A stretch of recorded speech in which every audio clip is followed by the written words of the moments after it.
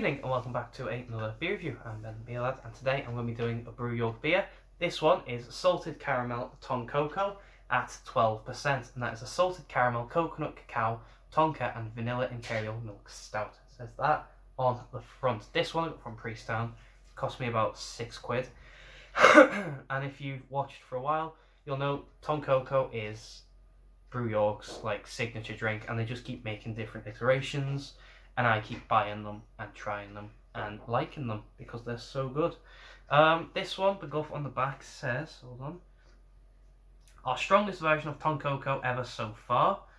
We've given this Imperial milk stout a luxurious addition of salted caramel that adds a smooth velvet finish to balance the huge malt bill bitterness. Smooth, say, what the, oh there we go, a bit of dirt on it. A subtle salinity elevates the other distinctive Tonkoko flavours for a rounded and scrumptious take on our OG milk stout. It says that there. A little graph. It's got a 5 out of 5 for the mouthfeel, a 5 out of 5 for the malt, a 4 out of 5 for the sweetness, and a 3 for the bitterness. This isn't a vegan beer because they use lactose in this, because it's a milk stout. And the can art is pretty much similar to every other Tonkoko. It's got the cows in it, coconuts, some trees. It's got Asian styled art vibes. Anyway, let's crack it open and see what we've got. Glass. There we go.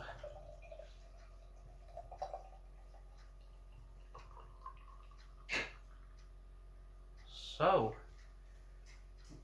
there it is. We've got jet black beer, nice tanned head, a lot of carbs stuck to, there we go, still a fair bit of carbs stuck to the glass.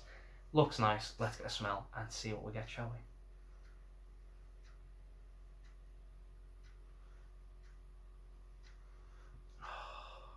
Oh, it's sweet. Coconut, milk chocolate, hint of dark chocolate, salted caramel, definitely a lot of that. Big hits of vanilla, mild roasted malts. Oh, it smells lovely. Let's get a mouthful of pudding carb.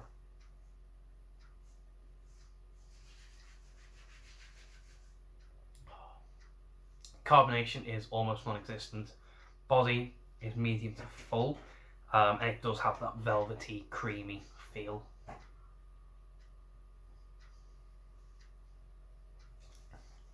Yeah, velvety, creamy, like not yogurt drink way, but more like a milkshake feel. So far so good. Big old taste. Cheers.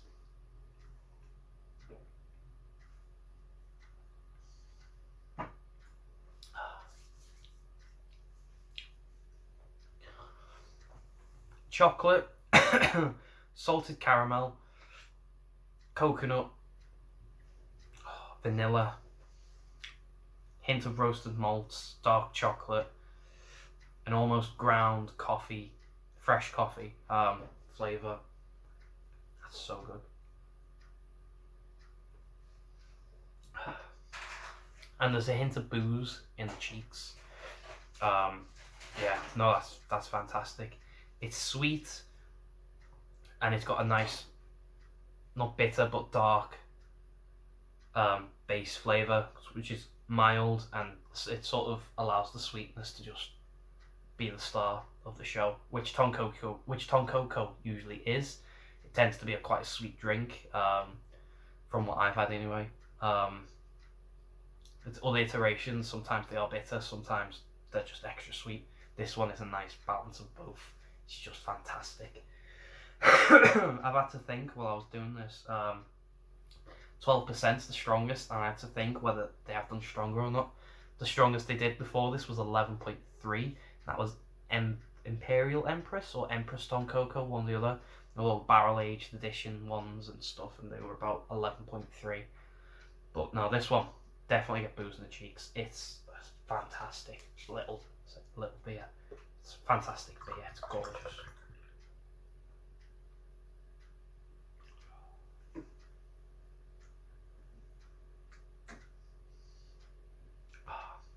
That is one to sit in front of your fireplace and just save it for the rest of the night. It's so good.